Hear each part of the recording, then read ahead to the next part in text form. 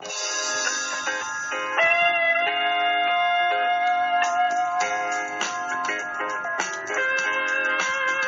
there, everybody. Welcome again to the Michigan Trails Report. I am your host, Tom Funk, author of 50 Hikes in Michigan's Upper Peninsula and 50 Hikes on the North Country Trail, and I also like to chime in once in a while on your various Facebook hiking group pages. It is the week of April the 2nd. Did you survive April Fools? I'll bet you if you were living in the Upper Peninsula or up there this past weekend, you thought that was a pretty cool joke that was played on them with all the snow they got. But hey, that makes for great snowshoeing, as we all know here at the Trails Report. I'd like to thank our sponsor, Gateway to Pictured Rocks Lodge, located smack dab in the middle of the eastern Upper Peninsula, less than an hour from both ends of Pictured Rocks. Now accepting reservations for the summer. Lick your finger, write this on the dust on your dining room table, vrbo.com/980-761. And as always, thank you, Adam Main, for providing the music for today's podcast. All right, let's see if I can figure out this technology here. I'm doing like 8 things at once in this podcast here. And hey, it's time for Trail of the Week.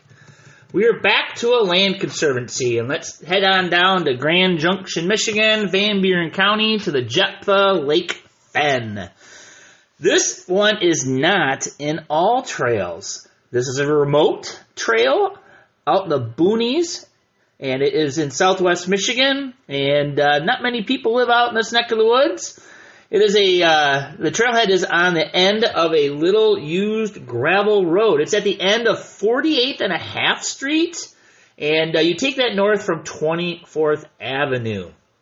It has a mowed trail. It's flat, and it can be quite muddy, especially this time of year.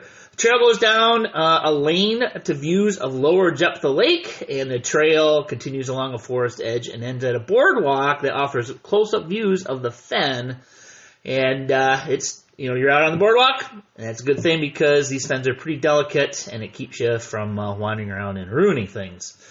Visit the Southwest Michigan Land Conservancy site, swmlc.org. Download the Avenza map for the preserve. I'm telling you, it's pretty easy to find your way around. And I posted a video which will appear as part of a new series of Facebook page posts. That's right. I'm calling them Hump Day Hikes or Wednesday Walks or whatever you want to call them. But I'm going to post a video or a trail or something, a map, about a hike every Wednesday, as long out as I can remember to do it. Jeptha Lake Fen will be our first installment. All right, snow report. Well, if you were in the Upper Peninsula this weekend, you got anywhere between 8 and 16 inches of new snow on the ground. I see a lot of people making posts. Hey, I'm going to Marquette this week. Hey, I'm going to Munising this week. How is Pictured Rocks looking? And It's still winter up there. The entire UP is covered in snow. But I want to say that the long-awaited melt is going to be underway in the UP here very shortly. The southern lower peninsula, clear snow. Northern lower, there's snow in the northern tip. Pretty much the deeper snow is Kalkaska, Gaylord, and Grayling area as usual. But hey, let's give it some time, and hopefully it will all melt. It snowed so much this weekend that the Department of Natural Resources let the Snowmobile Trail Clubs extend their season through this weekend that we're in right now, through Sunday, the 2nd of April. So, give it time, folks. It'll melt. It'll take a while. And I'm still sticking to my May 10th final day of snow cover. As we know, there will probably be at least one more snowstorm. If it doesn't get us in the lower, it will probably get those in the upper. And now that the snow has melted in the lower peninsula, we will start giving some bug reports as they come in. North Country Trail updates. Hey, did you hear? the North Country Trail signed a licensing agreement with Far Out app, which was formerly known as Guthook Guides. And they're going to feature the North Country National Scenic Trail on their app. And it will be available by this summer. Far Out is a very cool addition to the North Country Trail Association's navigation resources. The app is available on iOS and Android devices as well as desktop browsers. North Country Trails maps will be available on the Avenza app still, as well as the website. And remember, I say it all the time, there is no substitute for printed maps with a compass. And you can download them from the website for free. That's northcountrytrail.org. Make sure to check it out and stay tuned for additional information and guidance. In the meantime, consider downloading the Far Out app to familiarize yourself with its features. Folks, this is huge.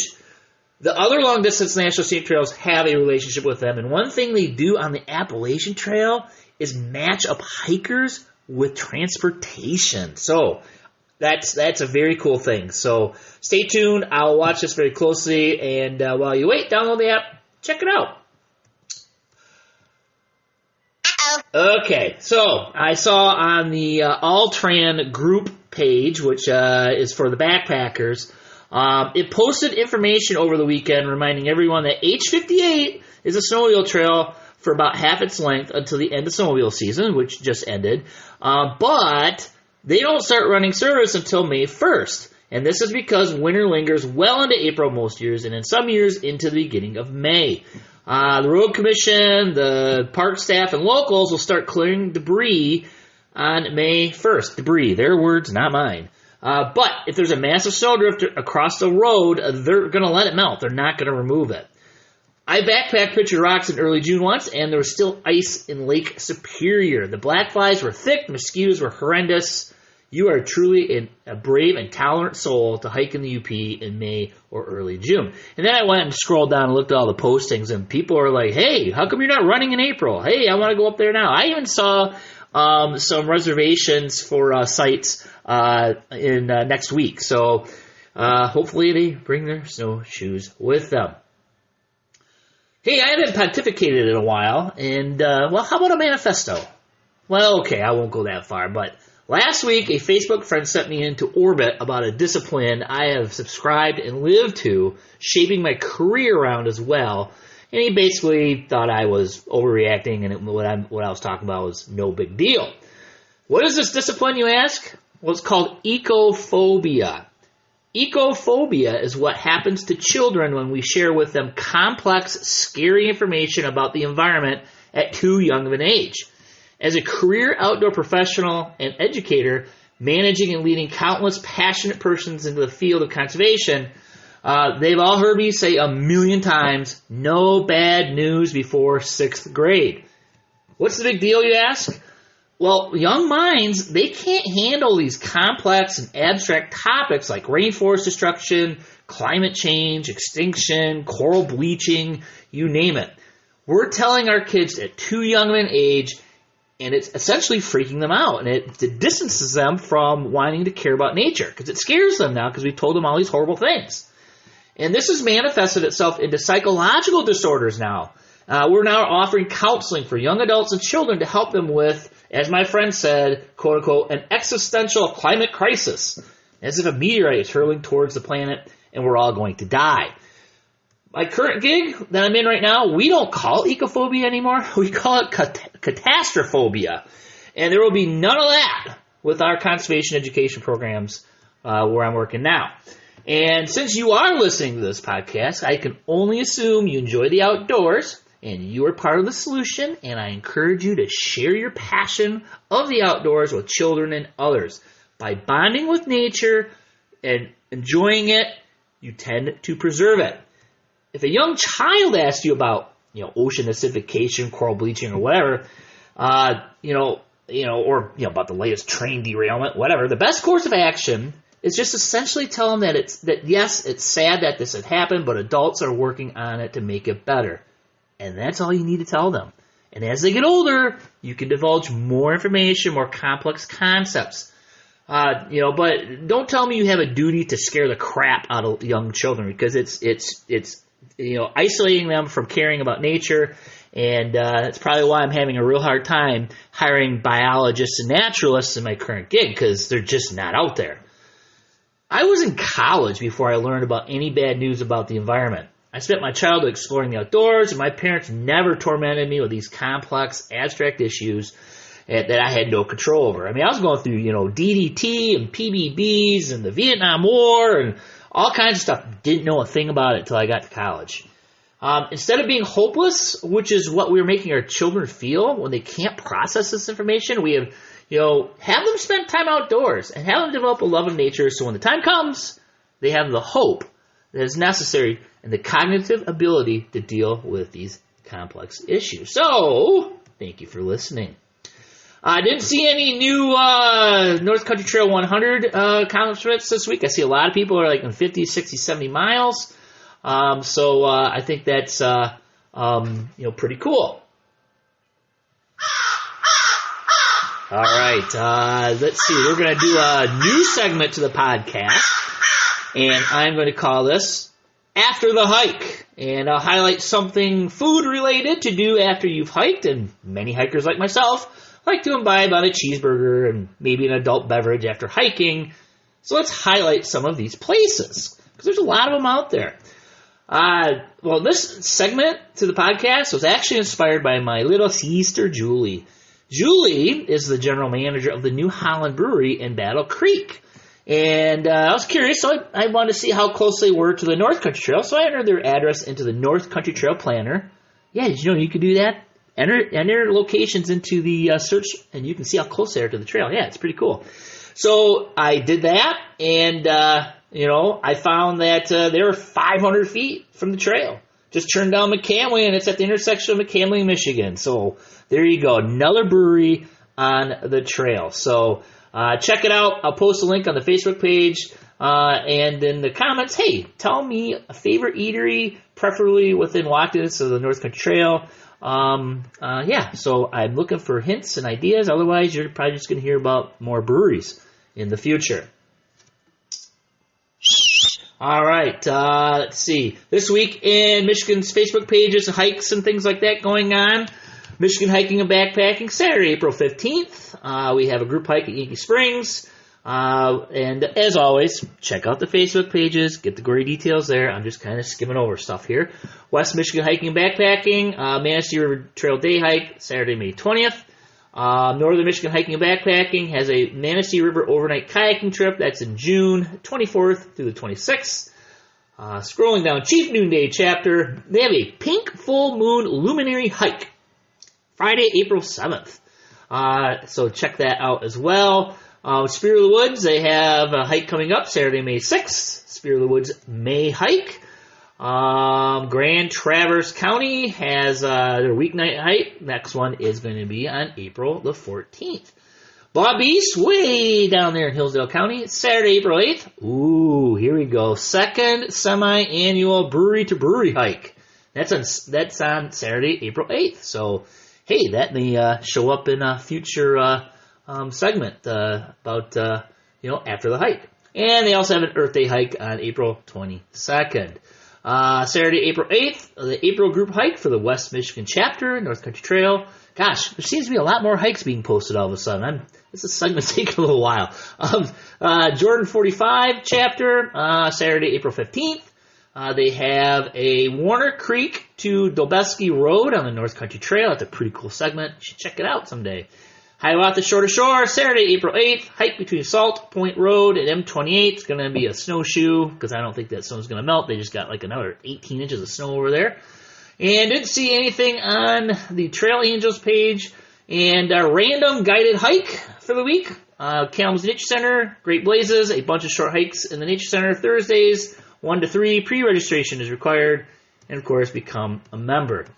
Events, we have the Hugh Heward Challenge, which is a canoe event. They have 3 different lengths you can do, a 50, a 25, and I think the other one's a 10-mile. It's up in the Lansing, Grand Ledge, Portland area. That is on Saturday, April 29th. And you need to pre-register by April 27th. Information on the Facebook page. And I saw a cool job posting, stewardship coordinator at Pierce Cedar Creek Institute in Barry County. This is a very cool property, over 1,000 acres preserved in perpetuity. And if you're just getting underway with a biology degree and have an interest in killing invasive species and spending a ton of time outdoors, this could be your dream job. Oh, and they have a lot of trails there too. Lots of them.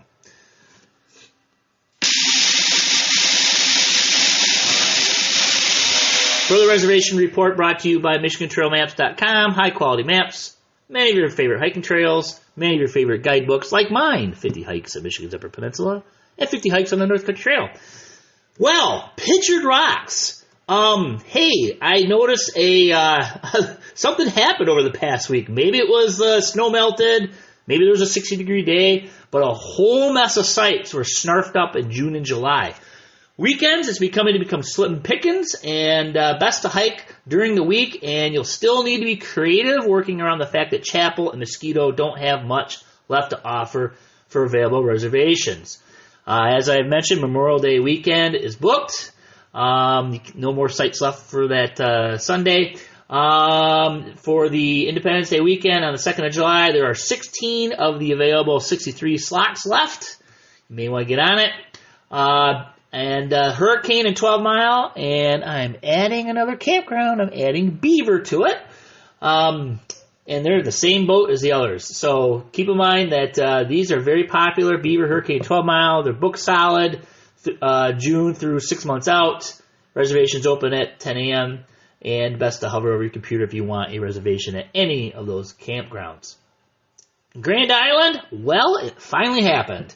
There's only one reservable campground left on Grand Island for Memorial Day weekend, and that is Rhodes End. Keep in mind there are walk-up sites until they conduct a controlled burn, so it's still kind of up in the air, I would say, because they may put those back on the reservation system. So from here on out, I'm going to start looking at Independence Day weekend, and remember, as Pictured Rock spills, folks spill over into Grand Island, and that is what just happened. Bay Furnace, same situation. Lots of walk-up sites, but it's essentially booked from June onwards until 6 months out. Sylvania Wilderness, still looking good. There are always 13 non-reservable sites at Sylvania. I did notice what people are doing. It's mostly canoers. They pick a spot and they stay there for 5 to 7 days. So if you're moving around, it's going to be a lot easier if you were looking to canoe and stay at one spot. State Park Campgrounds, MIDNRreservations.com. Fisherman's Island, I looked into that, and it is booked solid. Backcountry camping sites are open for registration through May, they're open through 6 months out. Gotta change that there. Hey, anyways, excuse me. Porcupine Mountains. Holy smokes, folks. We went from about 30 sites available on Saturday, Memorial Day weekend, to 8 sites available. And there's been definitely a noticeable uptick in reservations in the past week there as well. Independence Day weekend, 35 of the 64 sites are left for Sunday, July 2nd. So if you've been putting off making reservations because your indecisive friend can't commit, you may want to give them a deadline, kick them in the rear, and get that reservation in. Craig Lake backcountry sites, still plenty of available there, so we're looking good.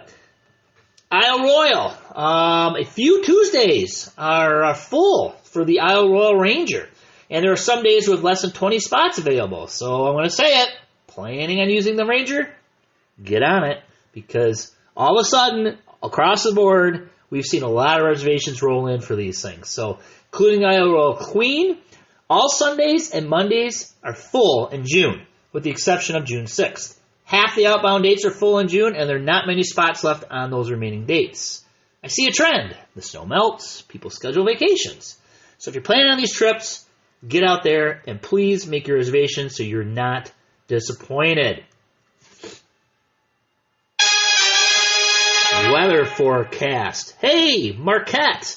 There's going to be a few days above freezing and the lows below freezing, so a slow melt is going to start here pretty quick. Grayling, bit warmer than the UP, more days than not above freezing, some in the 50s. They don't have as much snow as the UP, so I would not be surprised by this time next week, it is mostly gone. In Grand Rapids, Finally, spring is here. A day above 60? Are you kidding me? Pinch me. Days in the 50s? We'll take them. Even if there's some rainy weather in the forecast. All right. So there's your update. And a reminder, I created a one-stop shop webpage for all the various stuff I'm involved in. No more looking for a pen that works. Just write this down or memorize this. TomFunk.net. Yep, that's it. One page. That's all you need to remember. That's funk with an E. TomFunke.net. All right, the other thing you need to do right now, drop everything you're doing, is click that follow button. If you don't, I'm going to somehow figure out to get your REI rebate sent to me. And keep in mind, if you subscribe, you get the podcast the moment it's released versus me posting on social media when I get around to it, and I've been quite busy recently. Thanks again to our sponsor, Gateway to Picture Rocks. And what you all look forward to is the quote to end the show. I like it when a flower, a little tuft of grass, grows through a crack in the concrete. It's so heroic. George Carlin. All right, guys, thanks for joining us. We will see you next week. Michigan Trails Report, signing out.